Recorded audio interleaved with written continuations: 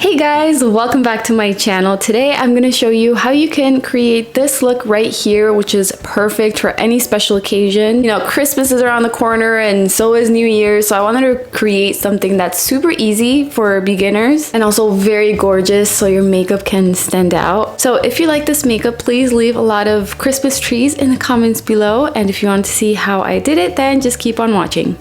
I'm gonna start off with a concealer. I'm gonna be using this one from LA Girl Pro Concealer, and I'm gonna be blending it out with the e.l.f. Cosmetics sponge, which is a bit ripped because my daughter, she loves biting these. But anyways, I'm gonna blend it out in tapping motions until the tone is even on the eyelid all the way up to the brow bone. And I love using concealers as primers for the eyeshadows because it covers everything up really good, leaving a very nice and even tone for a perfect canvas for the eyeshadows.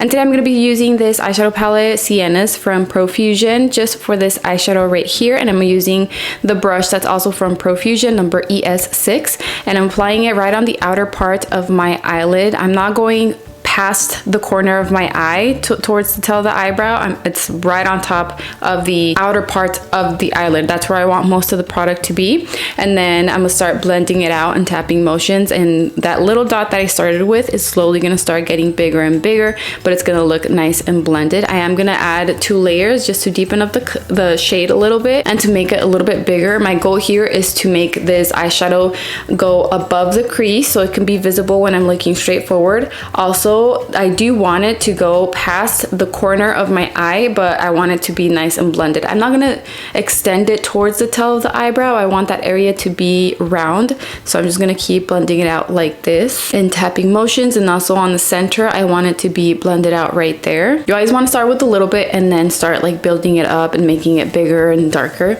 And then above the crease, on the center part of the crease area, I'm going to bring the eyeshadow kind of towards the center and the inner part just above the crease. I don't want it on the a lot on the eyelid, but above the crease I do want it a little bit on the center and the inner part, but I want it to be blended out. Like, I don't want the color to be too dark in that area right there. And like I said, if you want the eyeshadows to stand out and your eyes to look a little bit bigger, you want this color to be visible when you're looking straight forward. You don't want it to hide under your hooded eye or just on the eyelid, because you know you want it to stand out. I'm also applying it on the lower lash line from the inner corner to the outer corner. I'm also applying a few layers right there to deepen up the color a little bit.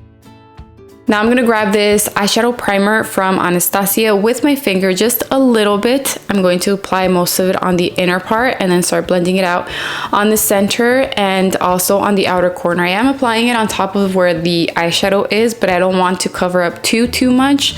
But I just want to make sure that it's blended out in that area right there. And just with my finger, I blend it out in tapping motions without having too much product on my finger. And then I also want this above the crease, so just lightly I start blending it out and moving it a little bit higher above the crease.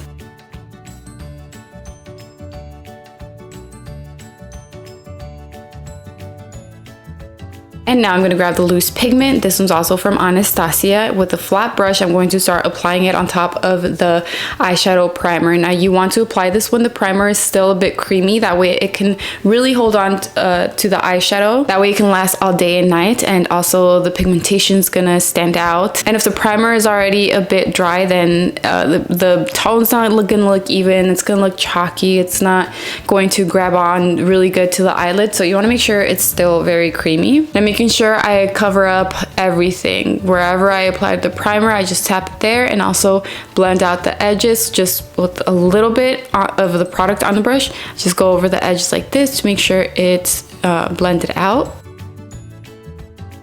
Now I don't want to leave it like this because I did cover up a lot of the first eyeshadow I applied on the outer corner, so you can see the other eye, you can see that color a lot more. So I'm grabbing that color again with the same brush from Profusion and applying it right on the outer corner of the eyelid, exactly where I started. I just want most of the product right there, and then I'm going to start blending it out towards the center. I want the center to be kind of like, you know, I want that to be where it's fading. Like I still want that color right there, but I want it to be blended, so applying it on on top of the shimmery eyeshadow. Like mixing these two is gonna help to make it look blended out really nice.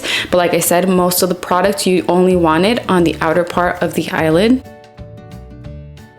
Now these eyelashes that I'm applying are not available anymore. I do apologize, but I will put on the button that you see on the screen that says view products. I'm going to put a few eyelashes that I recommend for this makeup. For this makeup, you can apply any style of eyelashes. It can be dramatic or less dramatic, you know, simple.